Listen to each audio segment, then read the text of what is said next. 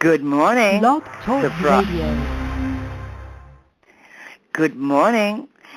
This is your host, Llorraine Neithardt. You've reached Venus Unplugged, and we are airing a few hours early today. Not sure why. Spirit got me up and said, get on the air now. So who am I to doubt the will of heaven? So that's what I'm doing. So what do we do here? Right now, in the last couple of months, we have been exploring fairy tales. And fairy tales are the remains of the structure of the teachings of the Great Mother. And so the language of fairy tales, the language of tarot, of the sacred stars, I Ching, these are all ancient symbolic languages, and basically what is left as the structure of one's matriarchal world.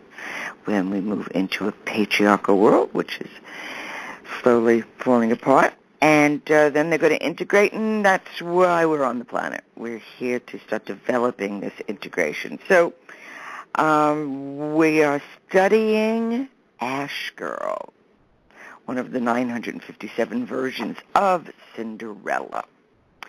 So with Ash Girl, last week we worked on getting your gold, finding your gold, taking your gold back. Well, that sure shook a lot of people up. But keep on doing it. Whoever you've projected onto, they don't need your gold. You need it.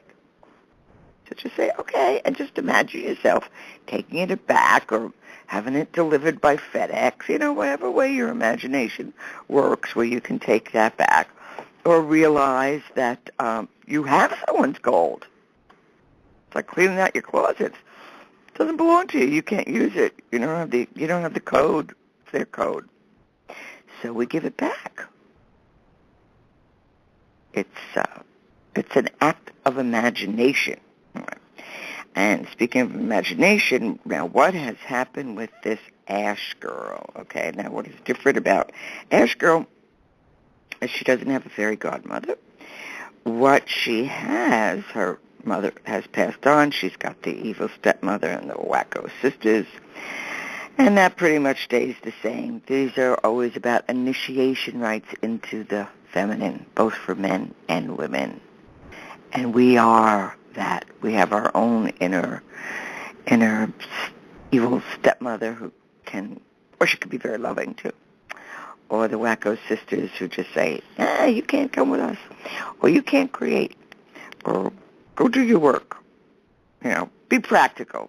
Get on your hands and knees and scrub, as if that's practical. There's nothing more practical than expressing the divine design that is you. Even if it's half done, it's you. We still have to do our homework, but we incorporate our homework as part of who and what we are. All right, so in this particular version of the Ash Girl, she has this twig. Her father gives her this twig, which is interesting too, because in this the father is actually somewhat proactive. He's only mentioned a few times, but he is a helpful father, as opposed to a dead or missing father. So we've got some energy here. The prince is always God, or the divinity, or the positive animus in the woman. Okay, and Ash Girl can be the positive anima in the male. There's the counter. So what she has done, what in the Ash Girl, she gets this hazel twig, all right, and she plants it in her mother's grave, and then she waters it daily with her tears. So when we water something daily with our tears, that's the grief work. Tears are necessary. Tears are cool, and we're not going to drown them, although at times we can feel that way. But in that weeping is the salt and water of transformation. And of course, holy water is made out of salt and water. And so that's our natural holy water. So as the tree grows, And as she weeps and as she prays every day, the twig, the hazel twig, and hazel is sacred to the Druids. It's also a very, very sensitive twig because it's used to make dowsing rods, to find water or to analyze frequencies. So the ancient art of dowsing was used a hazel tree. So in other ways, she's psychologically dowsing for who she really is. And of course, what would Ash Girl be without a little bird? This little white bird, and it would sit on the twig in the tree, and as the tree grew, and every time Ash Girl would utter a wish, the bird would throw down to her what she had wished for. So it's kind of a wishing tree. And there's that wonderful Japanese, it's one Japanese restaurant down Lower East Side, and they have this kind of wishing tree. So when you go there, and you write it on a piece of paper, and then you just tie your wish onto their wishing tree. And a wish is always it's a wonderful, wonderful way to start the day. Or so make a wish and tie it on your finger, or tie it on a tree, or bury it, or tie it on a plant. It's about directing your force. And believe me, you are powerful. And that takes some gumption to say you may not have power over others, but you have power of your choice. You have the power not to suffer. Even if someone's trying to make you suffer, or a situation is trying to make you suffer, you can choose not to. Of course, you're still maybe in a rotten situation, but you don't have to be suffering through it because you can be observing it. So here we have Ash Girl. Now, of course, as fate would have it, at this time, the king of the land announces there's a 3-day festival during which the sun will choose the bride. And there is a ball each evening. And the day of the first ball, the stepmother prepares her daughters to go. And when Cinderella pleads to be allowed to go, the stepmother throws a dish of lentils into the ashes and says, if you can pick out the lentils within 2 hours, you may come along, right? And, because that's just pretty much impossible, unless we've got some supernatural forces, which are always around us to help, okay? That's how our prayers get to heaven, on the wings of angels. And the wind. Anytime the wind blows by, put a prayer on the wind. It will get there immediately. That's Mercury. So Cinderella goes to the garden, or Ash Girl goes to the garden and calls on the birds of heaven to help her. They fly in, and they pick the lentils out in an hour. And at this point, step-mommy dearest is not having it. She throws 2 dishes of lentils into the ashes and says to Ash Girl, pick them out in an hour. Again, the birds are called, and this time they do the job in half the time. Though she has completed these tasks, the stepmother says that Ash Girl cannot go because she has no clothes. Isn't that amazing? We open up our closet and say, we don't have any clothes. Well, we don't have any clothes that we want to wear. And the truth is that most people only wear 20% of the clothes. So just, do yourself a favor this weekend. Edit your closet. So just take out your best outfits and give the rest away. And just so you never know when the ball is going to happen. Or you may create one yourself because you're feeling so fabulous that day. And we can do that. Sometimes if I find something fabulous and the sales lady will go like, oh, would you have something to wear that to? It's like, no, but I'm going to make it. So I plan to do something that I can, find the dress and the event will occur, or find the shoe and the event will happen. So the birds have helped, right? And so then little Ash Girl, she addresses the hazel tree with the following words. Little tree, jiggle yourself and shake yourself. Scatter gold and silver over me. and a beautiful gold and silver dress appears, and off Ash Girl goes to the ball. So gold and silver is the sun and the moon, consciousness and unconsciousness. So cover me with both the conscious and the unconscious. So this event happens 3 days running, and on the final day, Cinderella is given solid gold slippers as well. So we know part of what's going to be happening next week, but what I want to work on now is the transformation and the ball. What does that mean? So in order for this whole epic event to happen, where Psyche meets the divine, Eros, it's another version. The prince is Eros, or a god principle, and Ash Girl is the moon principle, the coming together, because these are all these stories hint at individuation, becoming whole, and we need all the parts. We need to throw everything in there.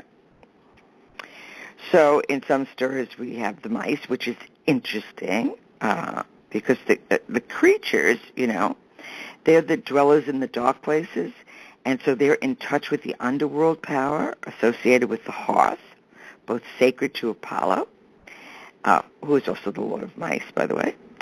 And so in some versions, and so they turn Apollo into white or golden horses, which is very interesting, since Apollo rules horses. And the mice can represent the souls of the dead and can be witches' creatures. They're also sacred to Ruda, the Vedic god associated with smiths. So all this, every fairy tale, it can be interpreted in so many, many, many different ways, which is all what I'm trying to attempt here. We don't have to take the Disney version. We can see it in completely other ways. So this is, sometimes there's that pumpkin, which is kind of a Swedish version, and the French version. But in this case, we've got the dead mother's tree, which carries the symbolism of the 3 feathers, which is also another level of consciousness. So all these little different, whether it's the golden color is solar, or the sun chariot, and that's typifying the divine power and enlightenment. We have that. So, and in Cinderella's rags, and they take many forms. In some versions, she's dressed completely in rags. In other disguises, she merely covers the glorious robes which she somehow manages to conceal beneath them. These disguises, whether they're rags or animal skins, brushes or whatever, like the veil, they're a symbol of separation, both a physical separation from the true station in life and a spiritual severance from paradise. The real princess or heroine appears after the disguise has been pulled off or penetrated. This removal of the disguise or veil is also a transformational symbol.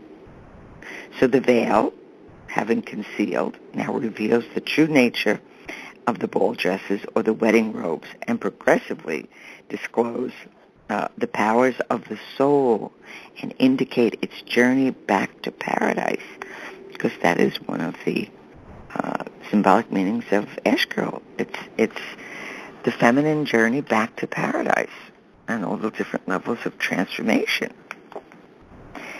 So when we begin to see, and anytime we see a robe, whether it be the robe of glory or the robe of many colors, and anytime you want to be invisible, like you want to walk by something and be invisible, or you just kind of need to be protected at the mall or wherever you are, just imagine yourself in a robe and covered, or in an egg of indigo. Indigo is that deep blue, black, has a little tinge of purple. It's kind of the color of midnight. Most exquisite. Some call it French navy. Not I. I call it indigo. But that is the cloak of invisibility. We don't always want to be seen. Sometimes it's not time to be seen. Or you may get a day where it's like, well, God, I don't really want to go out into the world, but I have to. You know there's something tender going on inside. You don't want the world. It's not for the world to be seen yet. So you put your cloak of invisibility, or you can put your golden cloak on, or your silver, sun or moon. I mean, colors and metals are all ways of using transformation. So when we have these sacred robes, it's also indicating supernatural protection and favor. So the robes, in their number 3, and in their increasing splendor, this conforms exactly to ritual. Anytime there's 3. 1 is the beginning, 2 is the opposite of 1, and 3 is the coming together. A new version. So that's why it's such a powerful and magical number. So, but in different countries they'll have different robes, they'll have different colors or different things. We're working with the silver and the gold of Ash Girl because that's what they want in that story. And of course it's adorned with jewels in some cases and flowers from all over the world, and flowers and fruits symbolic of the maternal and spiritual plenty. So when we start to look at all of these details, it really creates quite a visual. And if you're not a visual person, go on Pinterest and find like, wow, what would you wear to the ball? What would that be? And the ball can be anything. The ball can be a shamanistic workshop. The ball can be going to work today in your finest. And people always say, oh, is that special? Yeah, I woke up. This morning. I'm breathing. I'm alive. It's a total blast. It's a profound, utter miracle. Look around. And I dressed for it. Or when you go to a museum, dress. The art's looking at you, too. It's showing you its best. You're going to show it its best. So the ball can be many, many things, all right? So in this case, we have Cinderella. Now, obviously, okay, the prince notices her bedazzled with the sky of silver stars and the golden moon and the bright rising sun. Some people will see it as the 4 seasonal changes of autumn, winter, and spring. And sometimes it's considered the stages of dawn, which is what I was up this morning. Maybe that's why they had me up and doing this. It was like, get up and do the show. It was like, okay, cool. I'm there. And, all right, so they've got this show. She attends 3 times. So in festivals and churches, and they conform to this triple stages of initiation. Here, an Ash Girl, who is the soul, the feminine yin, now meets the spirit, the masculine yang, and each immediately knows the others as a complement and fulfillment. But in the rites and festivals, at the turning points in time, such as twilight, midnight, dawn, and noon, chaos very often rules. Midsummer Night's Dream. And there's that magic and mayhem. So, it also is like a symbol of any boundary time or line. You better be home by I had a girlfriend when I was a teenager, and her mother would say, "You need to be back by 7:11, or 8:09," and she would like, I said, "Was she like a bookie? Your mother? What is this? Where you did there at 7:00, you're there at 8:00?" But she would just have these strange numbers, and she became a banker. So I guess she was getting ready to work with numbers. Me, if I was late, I'd stay out. Figured I was going to get in trouble anyway, so I might as well just party, and because I'm going to be grounded for days. So I'll have good memories. And but that's a different response to boundaries and going to the ball. But in this boundary time, or in this line, she's 12 o'clock, midnight, wacko. All right. The moment of transformation, the darkest hour, deepest hour. All of this means something. When we're at this deep hour, it means we're really, really changing. Or we call it the dark night of the soul. Or it's like, why do I have to be so sad? Well, because that's all got to come up. That's all needs to be transformed. And then without the awareness, if you don't know what you're giving up, you're not giving up anything. You're just unconscious, you're comatose, you're asleep. That's not going to work. But when you know what you're giving up, and we get very comfortable with our suffering.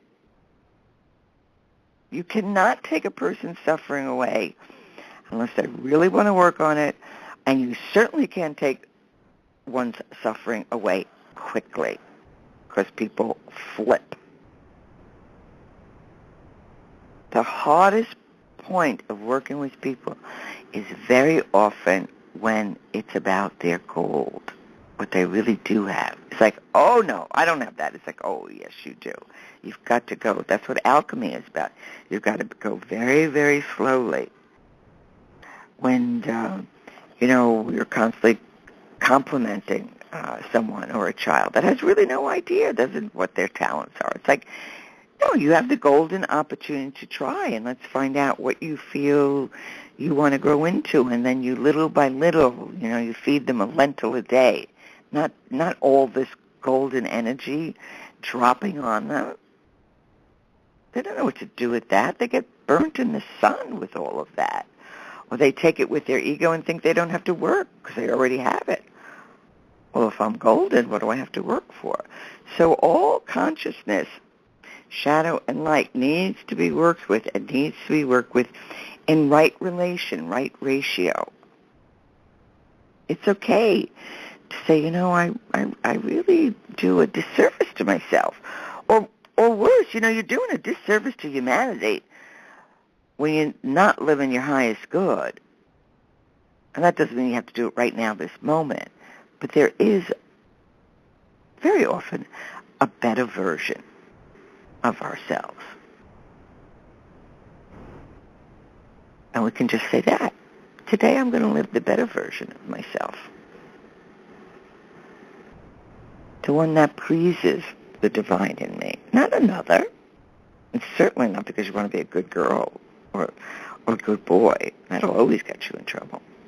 So here we've got Ash Girl and her magic tree and the capacity for this manifestation and these fabulous birds that are supernatural. So, and it's interesting when, at that midnight hour, that is a very powerful time because it's an entry to the world of the supernatural powers and a means of access to supernatural world itself. And it is therefore dangerous. So she's got to get back before she's in a realm, or my spiritual teacher would always say, a cycle within a cycle. I used to think, how many cycles do we have? There's lots of them. So she's under oath. Will allow you to have this. But the second you get too deep into the magic, you're not going to know what to do, so get home. Because then the invisible forces, the deities, the unconscious also works in the dreams. to help transform. All right. So also at dawn, at midnight and dawn, are also the hours of the fairies. Now, fairies are descendants of angels. They just have a different form, but that's their lineage. So, in the psychic and spiritual realms, the guardians of the boundaries prevent the initiate from having to return temporarily to the earth realm from the heavenly. So we have these realms, and there's always these protections. That's why we do things in a certain way. Or, even when cooking, people don't realize you need to add the appropriate ingredient at the appropriate hour to mix with, like all your dries with your dries and your sugars, because it does make a difference in the outcome. If you just jam it all together, it really doesn't taste very well. And then you can't figure out what it is, because there is an order to the way things are made. There's certainly a magic, okay, which is kind of measuring fire, air, earth, and water. So here, Ash Girl, she goes 3 times. She obviously attracts the divinity, which is an aspect of herself. So then she has that aha moment. So in the Ash Girl cycle, there appears to be 3 main methods of losing the shoe or the slipper of identification. So the shoe or the slipper is a means of identification. It is either lost in escaping and is found on the ground, or it falls into water, or a bird flies over with it, thus involving, as many do, the variance, the elements of the earth, water, and air. So this week, what would you wear to the ball? How would you prepare? What would that be like for you? What aspect of yourself would be the prince or the divine aspect of yourself? Imagine this. Bring this into your life. Because you have the right. And once you know you have the right, you don't let anything stop you. Now, sometimes we have to be silent in our protest. You don't warn the devil that you're coming. You just got to go do what you got to go do. You're not going to give him time to plan against you, okay? So this is going to be that kind of week. This week is to really say, all right, what would be the ball? Would it be going to university, art school, dancing, going on a rowboat, taking a water taxi? What's going to the ball, okay, for you? Where is that sacred place where you can dance and move and have your being and meet your anima or animus? And what would that look like? So remember to take your gold back. If you're holding anybody else's gold, give it back to them. You don't need it. You can't use it. And that energy, you'll see, will start changing in your life. It's a symbolic act of taking your gold back through what they call active imagination. So the English lady has told me I have to get off the phone. So good morning. Wake up. Surprise, surprise. The show is done before you're even having your coffee. And go on the website or go on Facebook. And I'll talk to you next week when we get into the shoes. Have a blessed, blessed week. Bye-bye. You're going to kill the love of my life. Casey! If I don't go back to what I was doing. Our line of work is quite brutal and quite ruthless. How far would you go for love? You steal truck, bring it to me.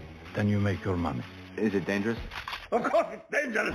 Nicholas Hoult, Felicity Jones, with Ben Kingsley and Anthony Hopkins. All this trouble, all this pain, for love. Collide. Now playing. Rated PG-13. May be inappropriate for children under 13.